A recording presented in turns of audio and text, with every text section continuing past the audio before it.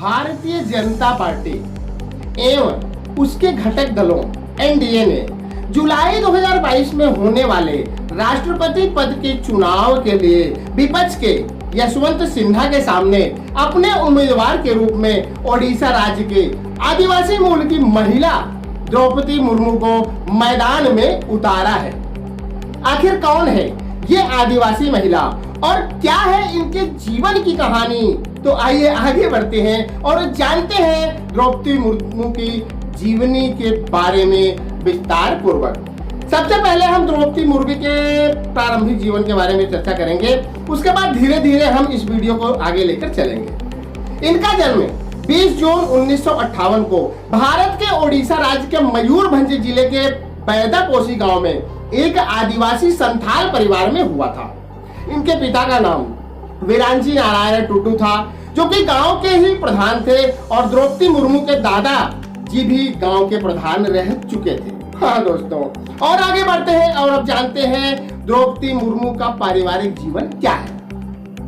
जैसा कि हमने पहले भी बताया कि इनके पिताजी का नाम वीरांजी नारायण टुटू था, जो गांव के प्रधान भी रह चुके थे। द्रौपदी मुर्मू संथाल आदिवासी हैं। इनके पति का नाम श्यामचरण मुर्मू था, जो अब इस दुनिया में नहीं है। इनके साथ द्रौपदी के 3 बच्चे भी हुए थे, जिनमें एक लड़की और 2 लड़के थे, लेकिन उनके पति और दोनों बेटे अब इस दुनिया में नहीं हैं, क्योंकि उन तीनों की ही एक एक करके अकाल मृत्यु हो गई है। इनके साथ सिर्फ इनकी एक बेटी है, जिसका नाम इतिश्री मुर्मू है, जिसकी शादी गणेश हेम्ब्रम के साथ हो चुकी है, जो भुवनेश्वर ओडिशा में रहती हैं। हाँ दोस्तों, और आगे बढ़ते हैं और अब जानते हैं द्रौपदी मुर्मू का शैक्षणिक जीवन क्या है। इन्होंने अपनी शुरुआती पढ़ाई अपने गांव के पास के ही स्कूल से की थी। तत्पश्चात वह आगे की पढ़ाई के लिए भुवनेश्वर चली गईं, जहां के रामा देवी महिला कॉलेज में इन्होंने दाखिला लिया और वहीं से ही स्नातक की डिग्री प्राप्त की। और आगे बढ़ते हैं और अब द्रौपदी मुर्मू का व्यावसायिक जीवन क्या रहा, कैसा रहा, इसके बारे में चर्चा करते हैं। इन्होंने स्नातक की पढ़ाई पूरी करने के बाद अपने राज्य ओडिशा में ही बिजली विभाग में नौकरी की, जहां पर यह 1979 से लेकर 1983 4 साल तक रही। इसके बाद इन्होंने 1994 से लेकर 1997 3 साल तक ओडिशा के ही मयूरभंज जिले के रायरंगपुर के अरबिंदो इंटीग्रल एजुकेशन सेंटर में टीचर के तौर पर काम किया। हाँ दोस्तों, टीचर के तौर पर काम करते हुए यह धीरे धीरे राजनीति की तरफ अपना रुख करती रही और पहली बार उड़ीसा के मयूरभंज जिले के रायरंगपुर नामक पंचायत से 1997 चुनाव लड़ते हुए पार्षद का चुनाव जीतती हैं, जहां से इनके राजनीतिक कैरियर की शुरुआत होती है। और आगे बढ़ते हैं और अब जानते हैं द्रौपदी मुर्मू का राजनीतिक जीवन क्या था, कैसा रहा। 2000 में पहली बार द्रौपदी मुर्मू उड़ीसा के मयूरभंज जिले के रायरंगपुर विधानसभा से भाजपा की टिकट पर चुनाव लड़ती हैं और जीत दर्ज कर विधायक बनती हैं।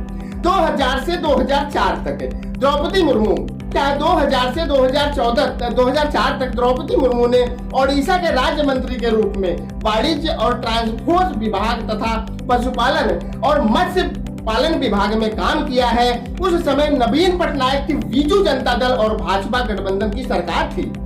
2002 से लेकर 2009 तक द्रौपदी भाजपा के अनुसूचित जाति मोर्चा के राष्ट्रीय कार्यकारिणी सदस्य भी रही हैं। 2006 से 2009 तक द्रौपदी मुर्मू भाजपा की एसटी मोर्चा की प्रदेश अध्यक्ष भी रही हैं।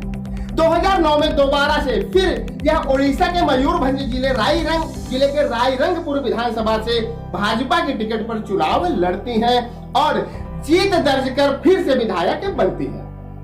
2013 से 2015 तक यह एसटी मोर्चा के साथ ही भाजपा के राष्ट्रीय कार्यकारिणी सदस्य भी रही हैं। 2015 से 2021 तक द्रौपदी मुर्मू झारखंड के राज्यपाल की भूमिका को भी बखूबी निभा चुकी हैं।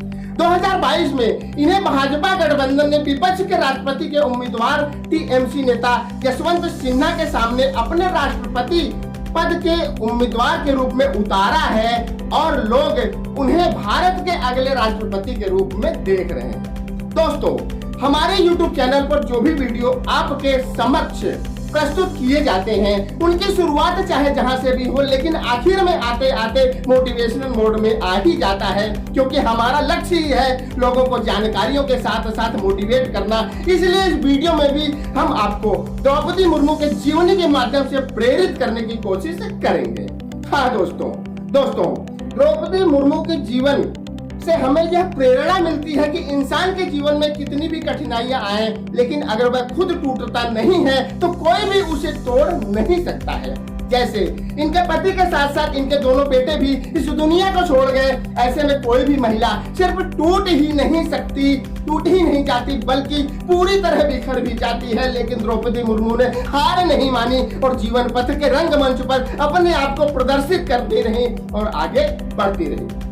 परिणामतः आज यह भारत की सबसे बड़ी उपाधि पाने से महज कुछ कदम की दूरी पर है और इसके पीछे इनकी खुद की काबिलियत है, जिसे हम तहे दिल से नमन करते हैं और आशा करते हैं कि आप भी इनकी जीवनी से कुछ ना कुछ सीखने और समझने की कोशिश करेंगे। दोस्तों आशा करता हूं कि यह वीडियो आपके जनरल नॉलेज को पहले से और बेहतर बनाएगा, साथ ही आपको बुद्धिजीवियों की श्रेणी में लेकर जाएगा। तो आज के लिए सिर्फ इतना ही, अगले वीडियो में हम फिर मिलेंगे किसी नए टॉपिक के साथ। तब तक के लिए जय हिंद, जय भारत।